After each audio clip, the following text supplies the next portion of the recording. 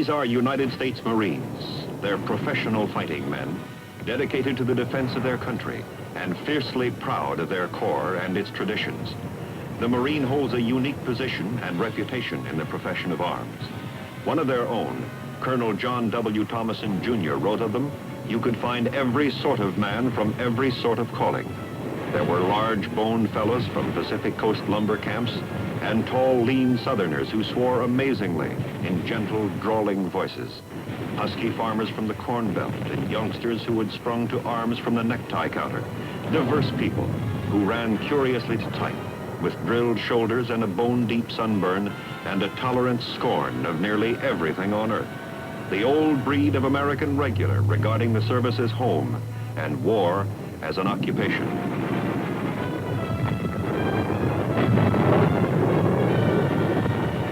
Today, this old breed of American regular has to function in terms of a great many new techniques. In addition to his skill at amphibious assault, he is now mastering the method of attack known as vertical envelopment.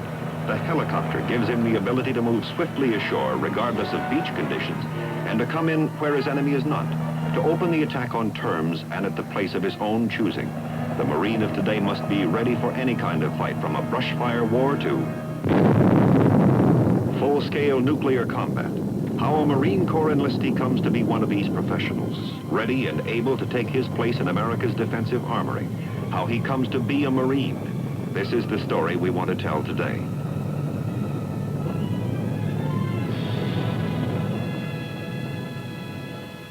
There are two Marine Corps recruit depots, one at San Diego in California and a larger one at Parris Island, South Carolina.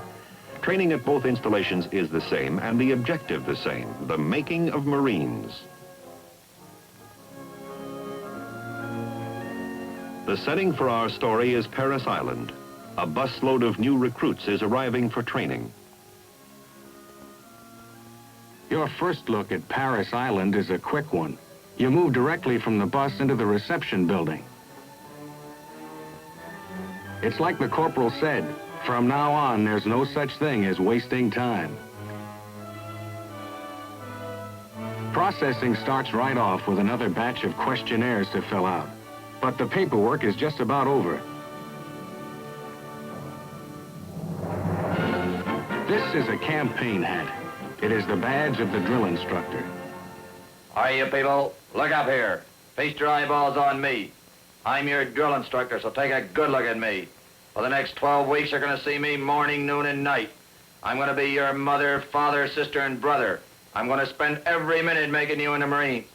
You make any mistakes, and I'll be right on your back. Make too many, and you won't be around this platoon very long. When I tell you to move, you'd better jump. You're going to learn courtesy and discipline as well as you know your own name. Whenever you speak to me, the first word out of your mouth had better be sir. Now get those eyeballs straight to the front. You there, boy, I said straight to the front. I don't want to see one eyeball quiver. You learn right here and now to keep your eyes and ears open and your mouth shut. All right, face to the right. Follow me. So far, all you've been given is the towel around your neck. Now you move off in formation, if you can call it a formation.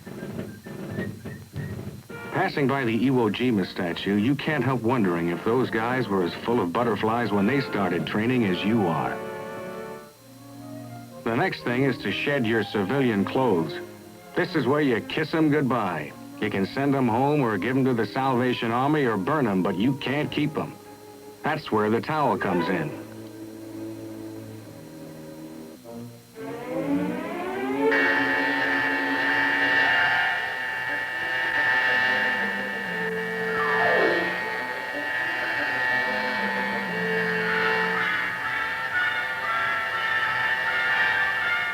All Marine recruits will be uniform in appearance, trim and clean.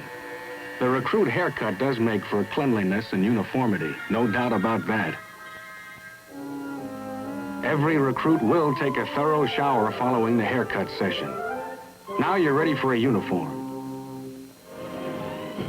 When you get that first issue of clothing, you begin to really believe you're in the Marine Corps. And you are. But you're not a Marine, not yet. They take a lot of time and care to make sure that every man's shoes fit his feet exactly. And for a good reason. A lame Marine's no good to anybody. Your gear is issued by the numbers. The sergeant explains it this way. Don't move till I say move, and when I say move, move. That's the way it's done, by the numbers.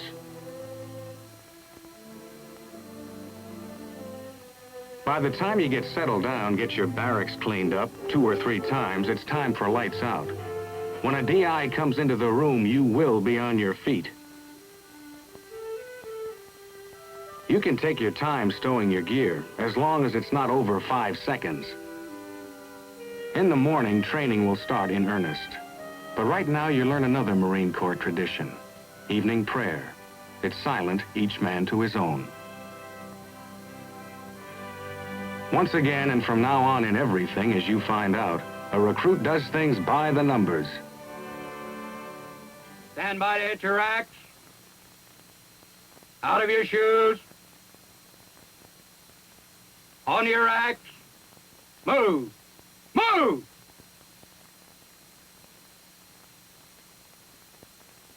All right, get inside them.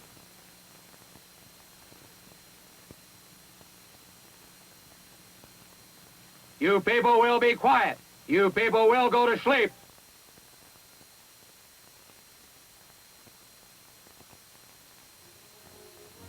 For 12 weeks, you'll eat, sleep, and dream Marine Corps. You'll attain a physical fitness you've probably never known. And you'll make friendships that will last as long as you live. You'll gain the same pride, self-respect, and love of the Corps that marks your DI, as you earn your place in the company of an elite body of men.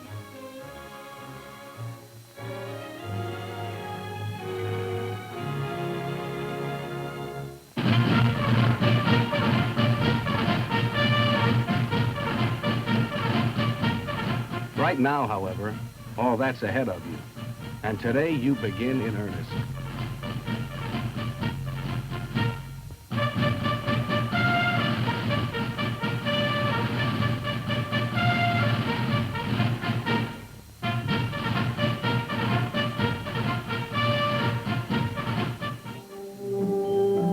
The Corps takes first things first. As you've been told once or twice, you're all fat, sloppy civilians. The physical training sessions are calculated to correct that situation and to teach you to work together.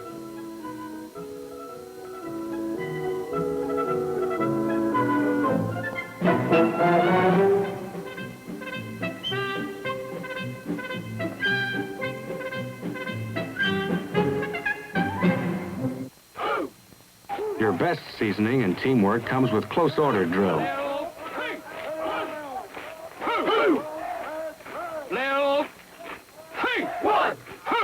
You start from scratch and there's a lot to remember. If you don't remember, your DI will take time to remind you. Boy, you are outstanding. You know that? Yes, sir. I can't hear you. Yes, sir. The confidence course is rightly named. As with the rest of the recruit training, it starts with easier obstacles and works gradually up through the tougher ones.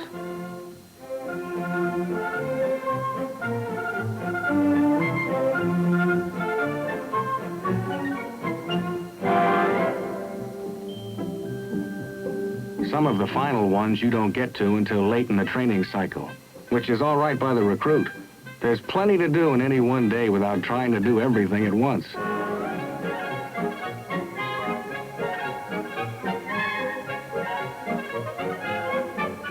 Calisthenics under arms is part of the training which brings you to feel that your rifle is as much a part of you as your hands and your feet.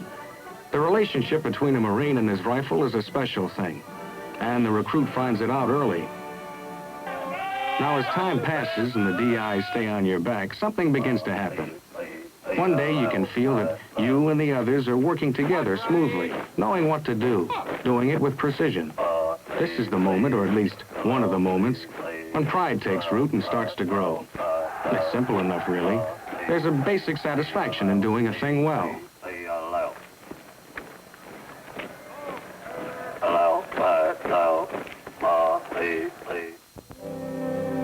Don't get the idea a recruit ever gets a chance to start feeling smug, though. If there's any way to satisfy a drill instructor short of absolute perfection, nobody's found it yet. Every recruit learns the rifle creed. It starts like this. This is my rifle. There are many like it, but this one is mine. My rifle is my best friend. It is my life. I must master it as I must master my life. My rifle without me is useless. Without my rifle, I am useless.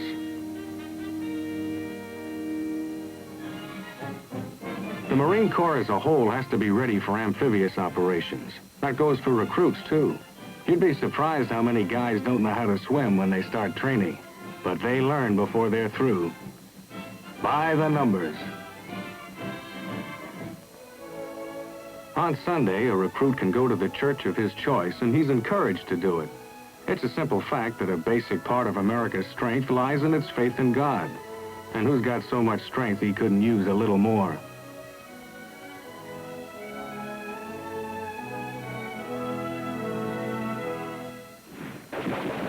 There comes a time, finally, when you start learning to fire the weapon you've been taking such tender care of all this time. As with everything in recruit training, this goes step by step. Initial firing with the M1 is done at close range, one round at a time.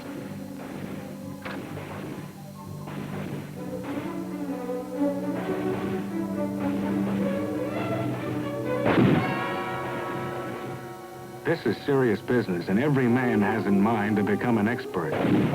There's another part of the rifle creed which says, my rifle and myself know that what counts in war is not the rounds we fire, the noise of our burst, nor the smoke that we make. We know that it is the hits that count. We will hit.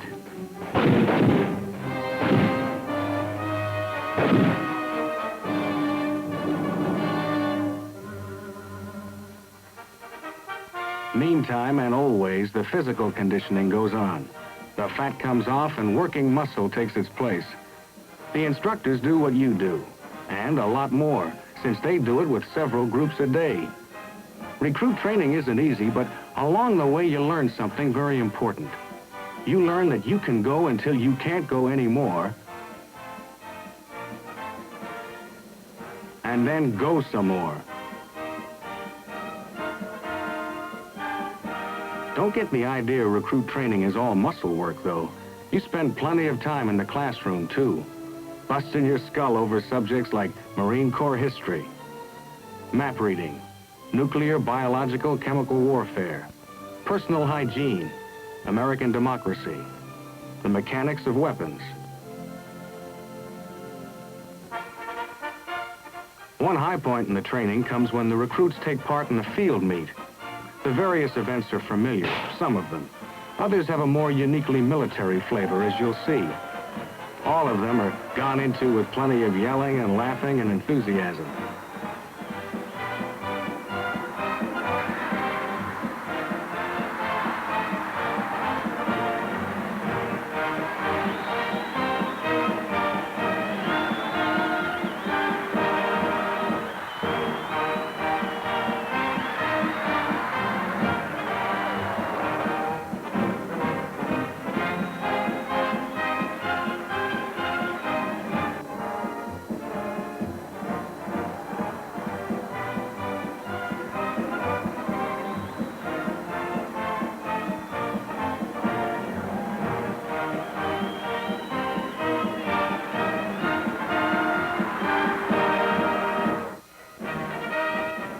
Something new in the training program is bucket drill.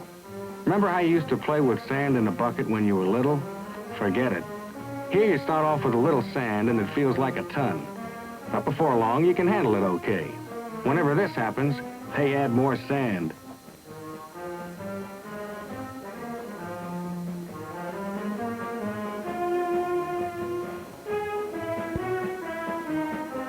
Bucket drill has all the advantages of working out with weights, plus one more.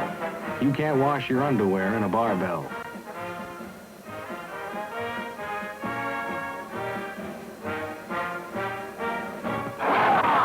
To a Marine, the bayonet is part of the rifle. He learns to use it and use it aggressively.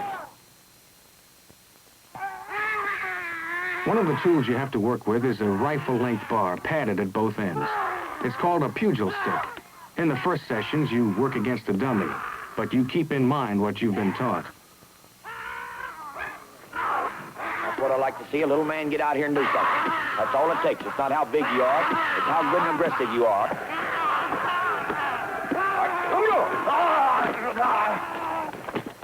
You lose control of that weapon, son, you're long gone. Next, you put on gloves and a football helmet and pair off. Just drop down the pitchfork blow, and then you'll have your head knocked off. Boy, all you're doing is you had your head down swinging. Swing that God-blessed blade. You realize you want to cut somebody's head right off his shoulders. All right, come on.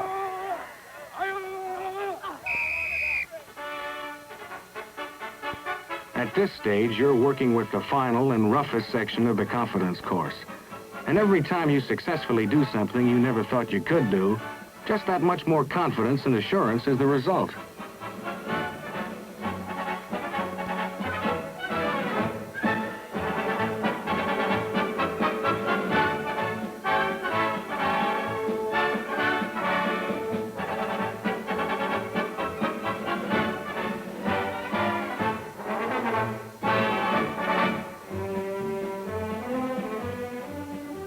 Since this is something you've been learning in stages from the beginning, you don't usually have too much trouble, even with the tough one.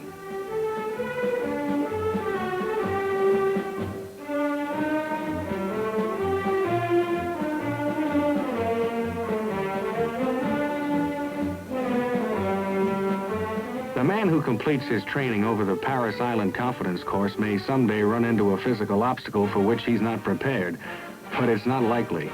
If he's called on to climb, scale, swing, crawl, or slide, it won't be anything new.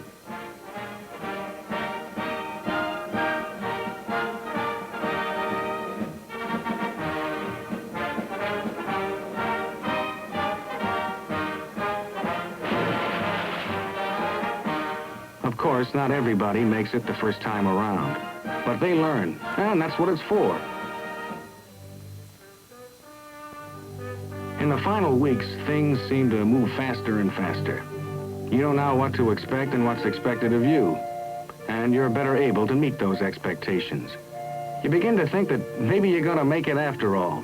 The pace doesn't let up any, but that doesn't bother you like it did at first.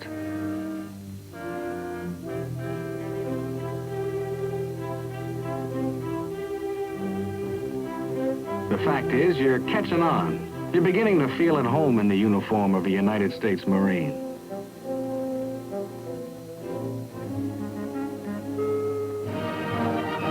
Finally, the big day comes. Almost, but not quite, before you're prepared for it. The final review marks the end of recruit training, and the end of being a recruit for you. From this time on, you'll be a Marine.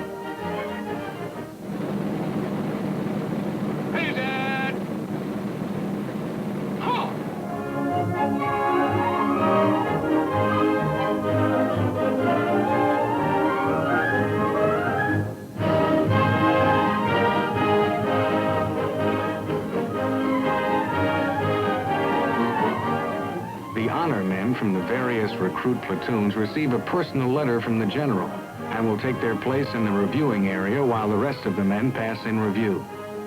It's been a tough and demanding 12 weeks, but the feeling of achievement is worth it. And you know that whatever happens and wherever you go from here on in, you'll never forget your days as a recruit.